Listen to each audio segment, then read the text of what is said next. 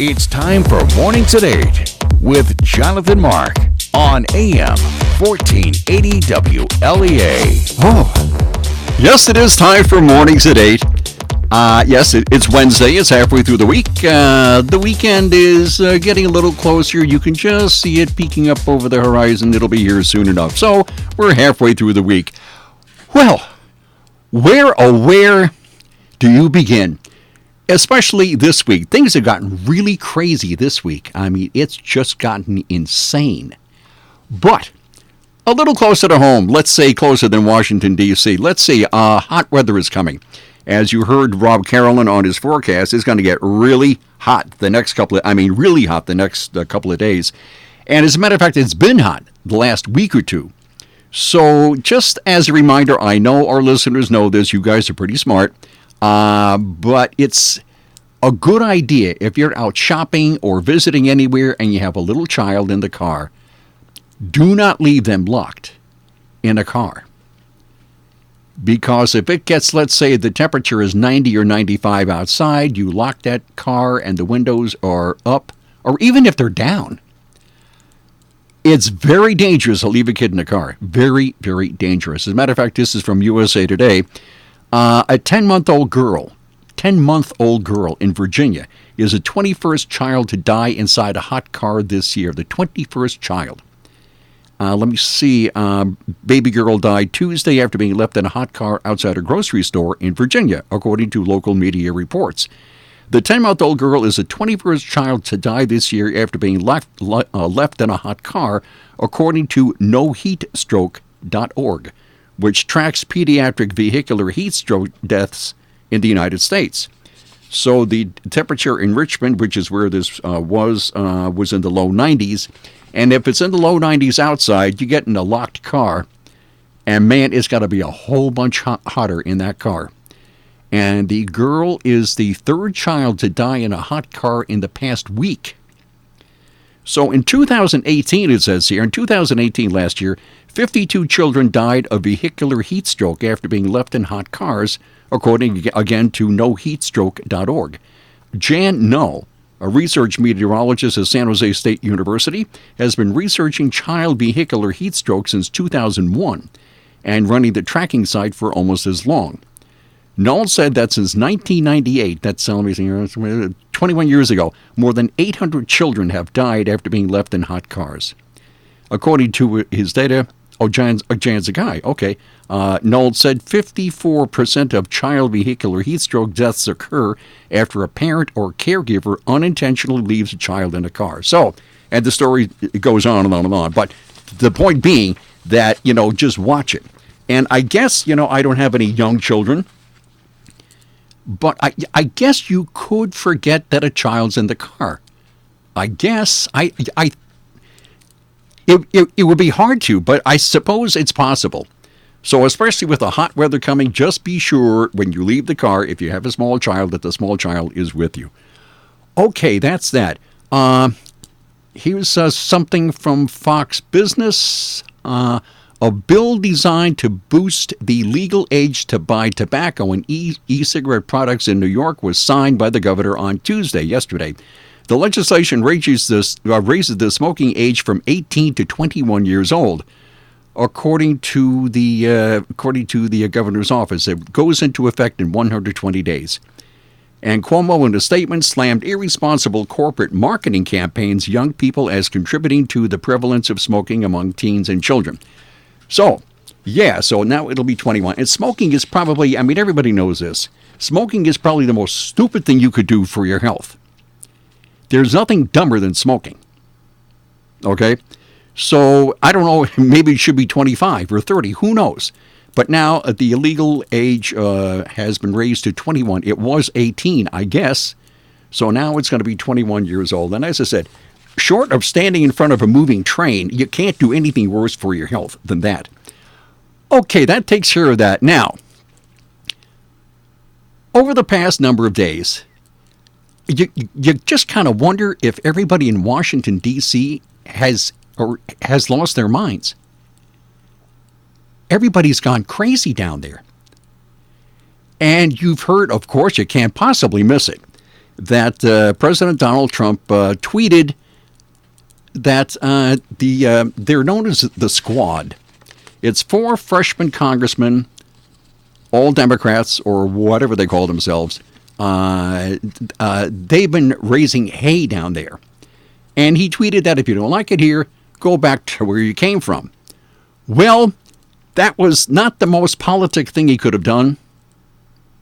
It wasn't the worst thing he could have done, but it wasn't the best thing either. Sometimes he does tweet out some pretty interesting things. So, boy, what a stink it's being. I mean, it's really, really bad, real quick. So the 4 freshman congresswomen or women, he says, really do not like the United States.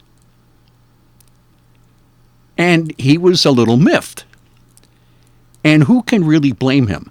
But to say to go back to where you came from wasn't the best thing he could have possibly said. And boy, did it get real bad real fast. Alexandria Ocasio-Cortez, AOC, an ordinary chowderhead, has likened the United States to Nazi Germany. And you kind of wonder if old AOC is aware of World War II, or if she even knows that World War II happened, or what it was like, or what Nazi Germany was like, or what concentration camps were like. Because from what I've read, concentration camps in World War II were not exactly like Hogan's Heroes. Okay? That seems like almost a fun place, you know.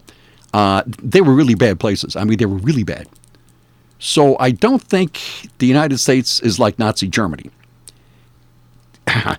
Then, one of the other ones, I just read it this morning. I don't remember which one of the 4 called the Squad, which one said it. But she says that the United States is as evil as Al-Qaeda. Well, the United States is as evil as Al-Qaeda. Now, those 2 statements just right there don't seem that they really like the United States. And so now, this is in Newsweek, what comes next now that articles of impeachment have been filed in the House of Representatives? A House representative who has been openly vocal about launching impeachment proceedings against President Donald Trump filed them Tuesday evening. Representative Al Green filed the articles of impeachment, and the House is expected to vote on it by the end of the week. And this is Wednesday, so there isn't a lot of time here. Green made the introduction in the House after Tuesday's vote to condemn recent remarks by Trump against women of color, a resolution that passed largely along party lines. Now, Chuck Schumer, U.S. Senator Chuck Schumer, he condemns what President Trump did. President Trump didn't do anything. He said something. Okay, he didn't do anything. He said something. They're words. They are words. That's it. He didn't do anything. He said words. But apparently, so let me see. Okay. They passed largely along party lines. Where was I? The president said that 4 Democratic lawmakers who have become known as the Squad should go back to the countries from which they came. Well, actually, only one of the 4 was born outside the country. And so there we are. So that was a little inaccurate. But you get the idea, right? Green, the guy who filed the impeachment thing, Green piggybacked the condemnation of the president's remarks by saying the House needs to go a step further and start a process to try and remove Trump from office. Green said the president is, quote, unfit to defend the ideals that have made America great and unfit to ensure domestic tranquility and promote the general welfare. Now, what is impeachment and how does it work? Well, if enough lawmakers believe the president has committed treason, bribery, or other high crimes, and they believe the president should be removed from office before their term expires, they are allowed by the Constitution to start hearings. And Tucker Carlson, now I'm not awake when Tucker Carlson is on the air, I'm sleeping at that time, but what did he say here? What did he say? Oh yes, last night Tucker Carlson said, Democrats define high crimes and misdemeanors as insulting liberals. So Democrats think if you insult a liberal, that's a high crime or a misdemeanor, according to Tucker Carlson. And that's something I wish I had said. But no, it wasn't me. It was Tucker Carlson. So let me see.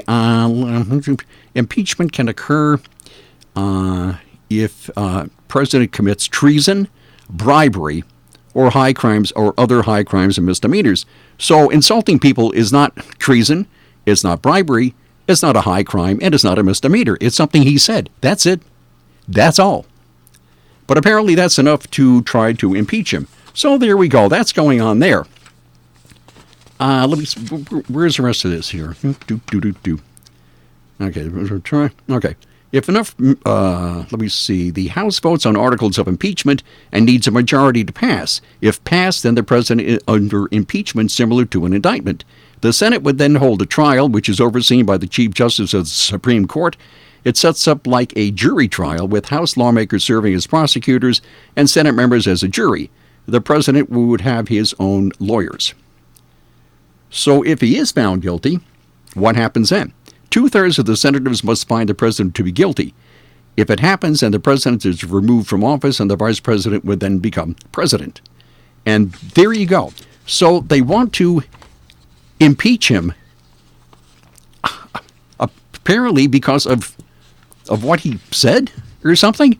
I don't know. But this guy, Al Green, Representative Al Green, has started or has introduced the idea yesterday. So Congressman Tom Reed weighed in on President Trump's tweet when he said that these 4 freshman congressmen, these Democrat congressmen, if they don't like it here, they can go back to where they came from. Now, Brian had the story, I think, yesterday. I know he had it this morning. He had it at 7 o'clock. He didn't have it at 8, but he had it at 7. And 6, I believe, too. So, during yesterday's weekly press call, Congressman Tom Reed made the following points. He opposes the president's statements about members of the squad, that they should leave the country if they don't like it. Okay. Reed says he strongly disagrees with members of the squad's politics. Reed says he's against the House having a vote to say that the president is right. Do you know, they voted. They voted to condemn his remarks as racist. So they voted to they actually voted on this. Was the comment racist? Yeah, and what does that mean? I mean, what does that mean? Let's say it is racist. Let's say it isn't racist. But they actually vote. They wasted time voting on whether his comments are racist. And as I said, then what happens? Okay, then what happens? Okay, he's racist. Okay, fine. And this is a quote from Tom Reed. Obviously, the reference to going back to the country that you came from, I can understand how that can be interpreted the ways it's being interpreted, or the way it's being interpreted. But as I said then, and I say again now, what my objection stems from is that style and that form, and that statement being utilized the way that it was. But he does say that these women are wrong to portray the United States as being evil, or Nazi Germany, or as evil as Al-Qaeda or something. So, yeah, it's kind of an interesting situation there in Washington, and it's getting worse and worse and worse. And I guess it'll come to a head like sometime before Friday, because they're going to vote on the articles of impeachment, I guess, by Friday. As I said, it should be a very interesting week. But if you're looking for some kind of sense in Washington, here's a voice of reason. Here's a pretty reasonable comment coming from, believe it or not, Joe Biden. At last, a voice of reason. Biden says if Trump mocks his age or mental state in a debate, he'd challenge him to a push-up contest. Now, that, I think, makes a lot of sense by comparison with everything else that's going on there. He will have a push-up contest with President Trump. Okay, this was from USA Today. When asked what he would do if President Donald Trump challenged him based on his age or mental fitness in a debate, former Vice President Joe Biden said he would challenge the president to a push-up contest. And he made the comment during an interview on MSNBC's Morning Joe. So they asked him how he would handle someone like Trump, who doesn't play fair. So he made, as I said, pretty rational statement, rational comment, very good assessment. He says, I'm used to bullies. Okay, I'm used to bullies, and I know how to deal with them. So he will challenge him to a push-up contest. Okay, so that's coming from Joe Biden. I think that's a pretty fair, rational way to deal with it. A push-up contest. And I would give like 50 cents to see that. That'd be pretty interesting. Joe Biden on one side and President Trump on the other having a push-up contest. Oh my, yeah, it's kind of weird down there. It's pretty strange. Now, also, where did I find this? As I said, there's so much here. You know, I just... let me see. Of course, the ICE raids didn't really take place this past weekend. And the New York Times had a very, very long article, very long article, on how the raids did not take place. However, all immigrants, illegal and legal, were totally scared out of their minds this weekend, and Monday and Tuesday. So they had stories about people being frightened out of their wits. Where? In Houston, and here's another one in Minnesota, and where else? Chicago, and where else? In New York, where nobody would open a door to an ICE agent, and there was paranoia and fear everywhere.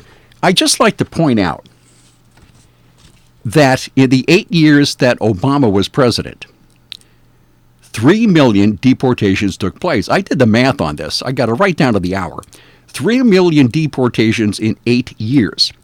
Trump, I believe, was going after 2,000 who have already been issued their deportation orders and didn't comply. So ICE was after 2,000. This was 3 million deportations in 8 years under Obama. And that comes out to 375,000 deportations a year. And that comes out to 1,027 deportations a day. 1,027 deportations a day during Obama's administration.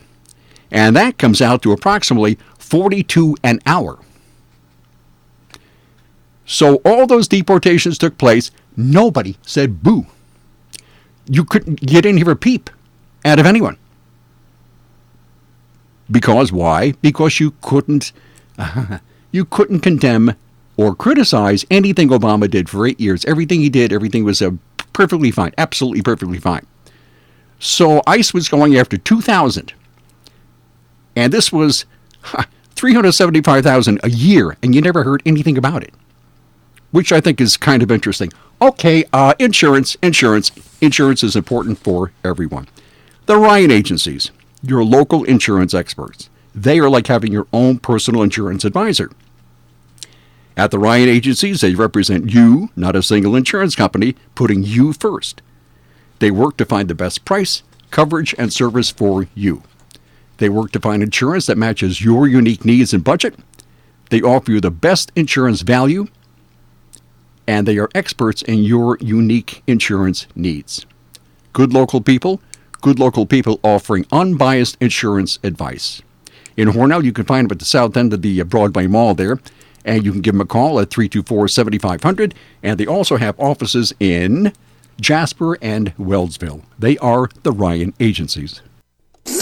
From the Fox Sports Studios in Los Angeles, here's Eddie Garcia. In Major League Baseball games of note, the Phillies walk off with a 9-8 win over the top team in baseball, the Dodgers. Bryce Harper, the hero for Philadelphia, with a walk-off double. He also hit a home run and drove in 5 in the win. The Cubs walk off with a 4-3 win over the Reds. It went 10 innings. Kyle Schwarber, the hero over Chicago, with a solo homer in the 10th. Cubs remain 2.5 games up on the Brewers in the NL Central. Milwaukee was able to keep pace with a 13-1 drubbing of the Braves. Christian Yelich in that win for the Brewers hit a grand slam home run for his 33rd homer of the year. He's one behind LA's Cody Bellinger for the National League and the Major League lead in home runs. Yankees over the Rays 8-3. New York is the first team in the American League to hit the 60-win mark thanks to that victory. Angels won their 5th in a row, beating the Astros 7-2. The Twins fall to the Mets 3-2, while the Indians blanked the Tigers 8-0. Cleveland tried to make a move in the AL Central. There are 5 games back of Minnesota right now in the division, and it was the Blue Jays beating the Red Sox in Boston 10-4.